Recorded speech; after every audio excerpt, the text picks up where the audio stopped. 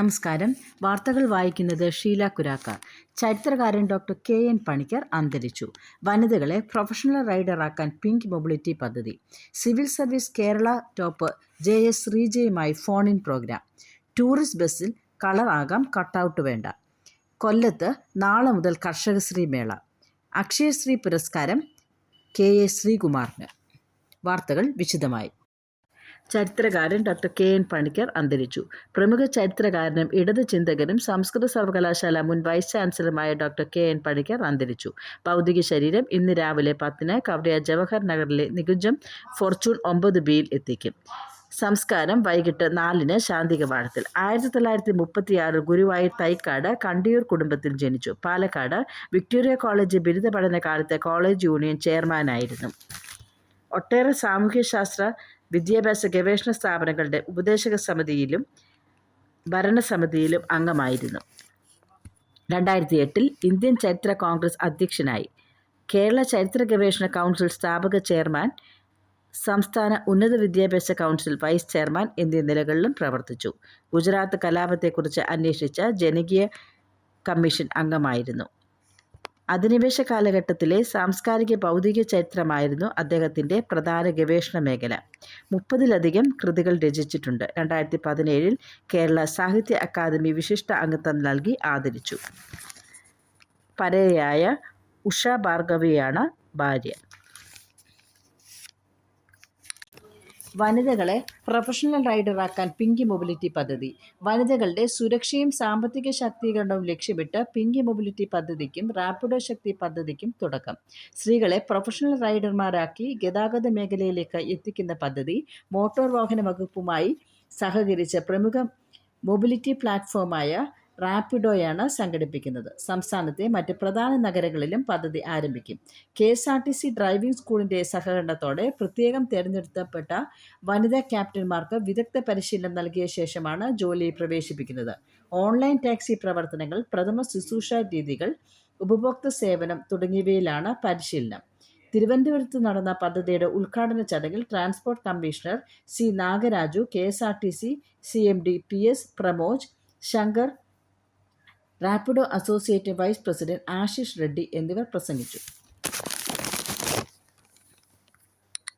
Civil services Kerala top J S. ശ്രീജയുമായി phone in programme. മത്സര പരീക്ഷകൾക്കും തയ്യാറെടുക്കുന്നവർക്കും സിവിൽ സർവീസ് സ്വപ്നം കാണുന്നവർക്കും പാഠപുസ്തകമാണ് ജെ.എസ്. ശ്രീജ. ജീവിതത്തിലെ വെല്ലുവിളികളെ പുഞ്ചിരിയോടെ നേരിട്ട് പഠിച്ചും പോരാടിയും സിവിൽ സർവീസ് പരീക്ഷയിൽ ശ്രീജ നേടിയ 57-ാം റാങ്കിന് തിളക്കമേറെ. ശ്രീജയെ കേരളത്തിലെ 1-ാം സ്ഥാനക്കാരിയാക്കിയ വിജയതന്ത്രങ്ങൾ എന്തൊക്കെ? സിവിൽ സർവീസാണ് ലക്ഷ്യമെങ്കിൽ എങ്ങനെ തയ്യാറെടുക്കണം? വിദ്യാർത്ഥികൾക്കും രക്ഷിതാക്കൾക്കും ശ്രീജയോട് ചോദിച്ചറിയാൻ മലയാള മനോരമ അവസരമൊരുക്കുന്നു. ഈ മാസം 12-ന് രാവിലെ 11 മുതൽ 12 വരെ വിളിക്കൂ. 0471 299 4658. ടൂറിസ്റ്റ് ബസ്സിന് കളറാകാം, കട്ടൗട്ട് വേണ്ട. ടൂറിസ്റ്റ് ബസ്സുകൾ വെള്ള നിറം മാത്രമല്ല മറ്റു നിറങ്ങളും ആകാമെങ്കിലും ചലച്ചിത്ര താരങ്ങളുടെ വലിയ കട്ടൗട്ടുകൾ പാടില്ലെന്ന് സംസ്ഥാന ട്രാൻസ്പോർട്ട് അതോറിറ്റി യോഗത്തിൽ തീരുമാനം. 2022-ലാണ് ടൂറിസ്റ്റ് ബസ്സുകളിൽ വെള്ള നിറം മതിയെന്ന തീരുമാനം സർക്കാർ എടുത്തത്. എന്നാൽ ഇത് സർവീസിനെ ബാധിക്കുന്നുവെന്ന മറ്റ് സംസ്ഥാനങ്ങളിലെ ടൂറിസ്റ്റ് ബസ്സുകൾക്ക് കളറുള്ളതിനാൽ അവർക്കാണ് കേരളത്തിലെ ടൂർ ഓട്ടം ലഭിക്കുന്നതെന്നും ഉടമകളുടെ പരാതി ഇന്ന് ട്രാൻസ്പോർട്ട് അതോറിറ്റി യോഗത്തിൽ പരിഗണനയ്ക്ക് വന്നു. തുടർന്ന് കളർ ഏത് വേണമെങ്കിലും ആകാമെന്ന് ശുപാർശ സർക്കാരിലേക്ക് റിപ്പോർട്ട് ചെയ്യാൻ തീരുമാനിച്ചു. റെന്റ് എ ബൈക്ക് നടത്തിപ്പിന് ഏറെ പേരുടെ അപേക്ഷ ലഭിച്ചു. ഇക്കാര്യത്തിൽ കൂടുതൽ വ്യവസ്ഥകൾ ഏർപ്പെടുത്തി പെർമിറ്റ് നൽകുന്നതിന് തീരുമാനിച്ചു. കൊല്ലത്ത് നാളെ മുതൽ കർഷകശ്രീ മേള. നാളെ ആരംഭിക്കുന്ന കർഷകശ്രീ കാർഷിക മേള വേറിട്ട കൃഷിക്കാഴ്ചകളുടെ വിരുന്നായി മാറും.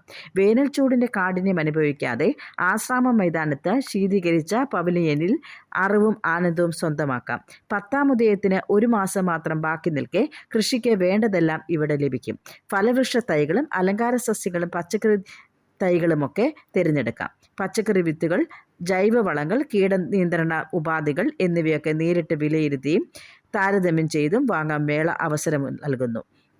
ഫാം ഇൻഫർമേഷൻ ബ്യൂറോ, മൃഗസംരക്ഷണ വകുപ്പ്, ഫിഷറീസ് വകുപ്പ്, കാർഷിക സർവകലാശാല, വെറ്റിനറി സർവകലാശാല, ഫിഷറീസ് സർവകലാശാല, മിൽമ എന്നീ ഏജൻസികളുടെ സാന്നിധ്യവും പ്രദർശനത്തെ ആധികാരികവും ആകർഷകവുമാക്കുന്നു. കാർഷിക മേഖലയിലെ പൊതു സ്വകാര്യ ഏജൻസികളുടെ വലിയ നിര തന്നെ മേളയിലുണ്ടാകും.